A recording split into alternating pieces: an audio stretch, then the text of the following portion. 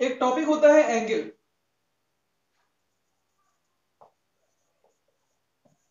और दूसरा होता है सॉलिड एंगल।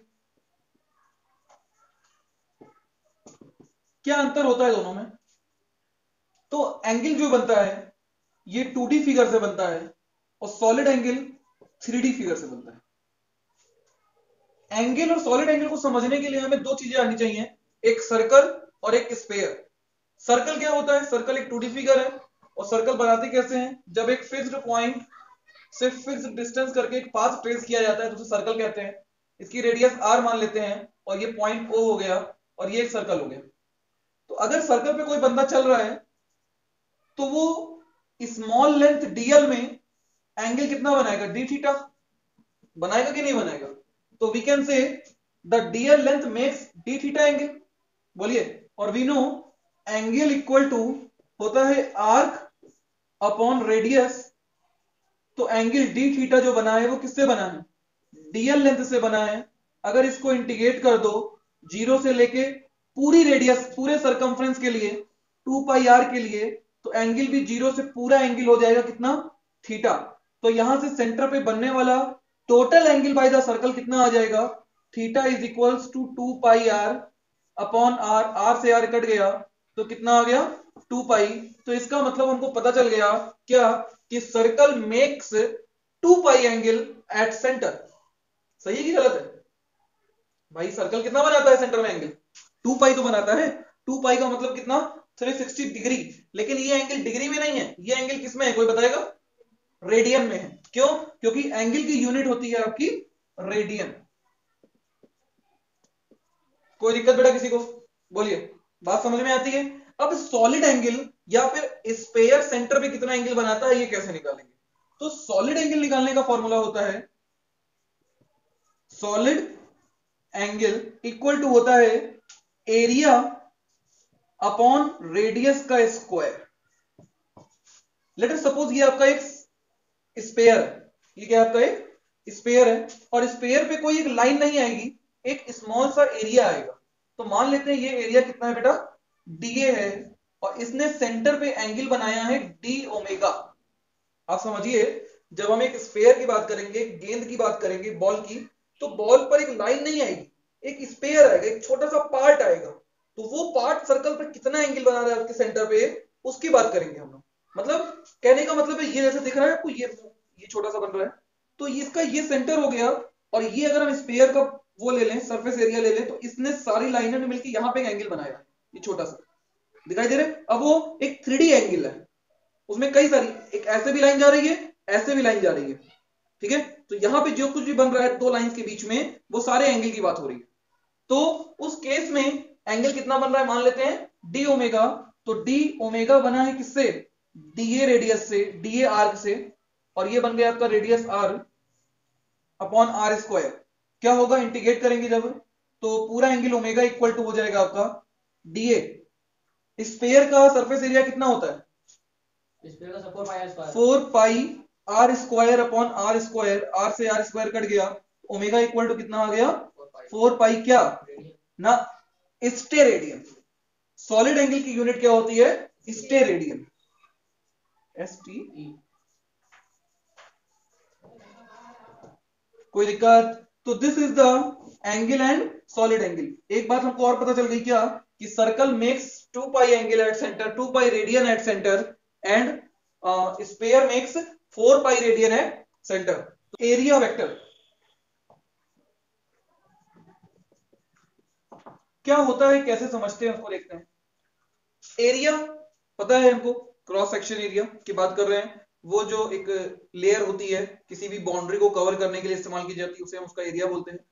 तो मान लेते हैं कोई कि आपके पास एक फिगर है, एक प्लेट है, ये 3D प्लेट हम ले रहे हैं, और इसके एरिया वेक्टर की बात करेंगे। तो एरिया वेक्टर की कुछ कंडीशंस होती हैं। नंबर एक, जब भी हम एरिया वेक्टर लेते हैं तो एरिया के साथ वेक्टर लगा है। एरिया तो एक मैग्नीट्यूड हो गया, लेकिन वेक्टर बताता है उसकी डायरेक्शन के लिए।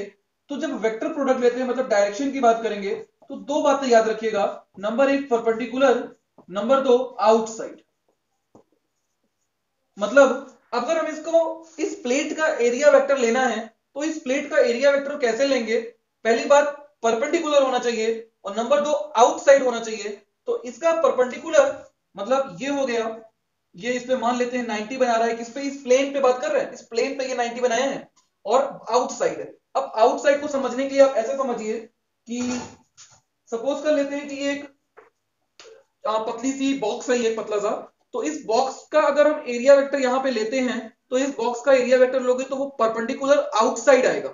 मतलब पॉसिबल है कि इनसाइड भी हो सकता है, लेकिन एरिया वेक्टर की कंडीशन ही कहती है क्या कि area vector always outside from the plane and perpendicular to the plane. तो एरिया वेक्टर जब भी लेंगे हम तो दो बातें, नंबर 1 परपेंडिकुलर, नंबर 2 आउटसाइड। तो अगर हमारा एक स्फेरिकल बॉक्स है सपोज कर ले, तो स्फीयर की केस में अगर ये आपका स्फीयर है और ये इसका सेंटर है, ये इसकी रेडियस है, आपने यहां पे एक एरिया लिया, तो इसका एरिया वेक्टर दिखाएंगे, कैसे दिखाएंगे?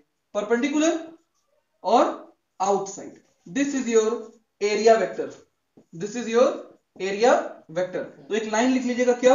Area vector always perpendicular and outside from the plane. Note कर लीजिए, परपेंडिकुलर मस्ट है। अगर आपको फ्लक्स डिफाइन करना है तो फ्लक्स में सब कुछ ठीक है, लेकिन फ्लक्स की बेसिक डेफिनेशन सिर्फ यही होनी चाहिए, क्या? Number of field lines passes perpendicular from the area, perpendicular from surface is known as flux। अब फ्लक्स आपका दो टाइप का होगा, कौन कौन सा? Electric flux, number 2 magnetic flux. तो अगर हम बोले व्हाट इज इलेक्ट्रिक फ्लक्स, तो डेफिनेशन क्या होगी? Number of electric field lines. अगर हम बोले मैग्नेटिक फ्लक्स तो डेफिनेशन क्या बनेगी? Number of magnetic field lines passes perpendicular from a given surface area या given surface is known as magnetic flux और इलेक्ट्रिक फ्लक्स। बात समझ में आती है? तो यही होती है डिफिनेशन किसकी? फ्लक्स की। एक बार फिर से याद दिला दूं, क्या बोला मैंने? Number of perpendicular field lines. इसका मतलब क्या है समझते हैं जरा इसको। लेट अस सपोज अगर हमारे पास एक सरफेस एरिया दिया है और ये इलेक्ट्रिक फील्ड लाइंस लगी हुई, तो ये तो एक बहुत जनरल केस ले लिया कि इस केस में हमने ऐसा मान लिया है कि electric field line, all electric field lines are perpendicular from the surface, और इस केस में जो भी इसका एरिया वेक्टर आएगा उसकी डायरेक्शन भी किधर होगी? इन the direction of electric field line होगी। लेकिन अगर सपोज कर लो आपकी इलेक्ट्रिक फील्ड लाइन ये लगी हुई थी, जो इसमें हमने एक दूसरा क्रॉस सेक्शन एरिया रख दिया जो इससे किसी एंगल पे थीटा पे था, ये एरिया वेक्टर इसका आया है डीए और इस फील्ड लाइन से ये एंगल कितना है? थीटा। तो हमें कौन से नंबर ऑफ फील्ड लाइन से मतलब है? जो नंबर ऑफ फील्ड लाइन इसके परपेंडिकुलर हो, किसके? इस क्रॉस सेक्शन एरिया के। हमें सिर्फ इनसे मतलब है, हमें बाकियों से मतलब नहीं है। तो अगर हमें बाकियों से मतलब नहीं है, हमें सिर्फ इससे मतलब है, तो हम कोशिश करेंगे वो फील्ड लाइन फाइंड आउट करने की जो इसके परपेंडिकुलर हो। उसके लिए क्या करेंगे? उसके लिए हम इस सरफेस के दो कंपोनेंट ब्रेक कर देंगे। कैसे? Number 1 which is in the direction of electric field lines and which is perpendicular to the electric field lines. तो इसका डीए कॉस थीटा हो जाएगा, थीटा के साथ वाली कॉस में और थीटा से दूर वाली साइन में, तो DA sine theta and DA cos theta. अब जरा देखो क्या हुआ है, इस इलेक्ट्रिक फील्ड का, सॉरी इस एरिया वेक्टर का वो कंपोनेंट जो इन the direction of electric field line है, इसी से मतलब है। क्यों? क्योंकि यहां पे भी हमने यही किया भाई, यहां पे हमारा जो कोइंसिडेंटली ये जो सरफेस था वो इसके पैरेलल आ रहा था, मतलब एरिया वेक्टर की डायरेक्शन पैरेलल आ रही है। तो देखा जाए तो बेसिकली इन दोनों के बीच एंगल कितना बन रहा है? 0 डिग्री। तो अगर हम फ्लक्स की बात करेंगे तो फ्लक्स इक्वल टू हो जाएगा, अगर इलेक्ट्रिक फील्ड ई है तो ई इंटू डी है इस केस में। लेकिन इस केस में क्या होगा? तो फ्लक्स के दो फॉर्मूले पॉसिबल हैं। Number 1 phi is equals to E into D A sine theta, और number 2 phi is equals to E into D A cos theta. तो सवाल यह है कि परपेंडिकुलर कौन सा है? तो ये डी ए कॉस थीटा वाला परपेंडिकुलर है। क्यों? क्योंकि इसके लिए ऐसा माना गया है कि ये सरफेस परपेंडिकुलर है, तो जितनी फील्ड लाइन पास कर रही है वो क्या है? सारी की सारी परपेंडिकुलर है। ठीक है, आप इसको कुछ ऐसे बनाइए, ये जो फिगर आपको दिख रही है वो इसके लिए कुछ ऐसे हो जाएगी और ऊपर वाले के लिए कुछ ये हो जाएगी। दिखाई दे रहा है? अगर ऑनलाइन वालों को समझ में आ रहा हो तो बोलिए, ऑफलाइन को समझ में आ गया होगा। कहने का मतलब सिर्फ इतना सा है कि हमें सिर्फ उन फील्ड लाइन से मतलब है जो परपेंडिकुलर पास कर रही है, और परपेंडिकुलर जो भी फील्ड लाइन पास करेंगे उसका area vector in the direction of electric field आएगा हमेशा। तो अगर हम बेसिकली एक फॉर्मूला ड्राइव करें तो ये कहने का मतलब ये वाला आपका गलत हो जाएगा और ये वाला फॉर्मूला सही हो जाएगा। तो हम एरिया वेक्टर और इलेक्ट्रिक फील्ड लाइन के बीच में एक रिलेशन निकाल सकते हैं फ्लक्स के साथ में। तो फाई इज इक्वल्स टू होता है इंटीग्रेशन।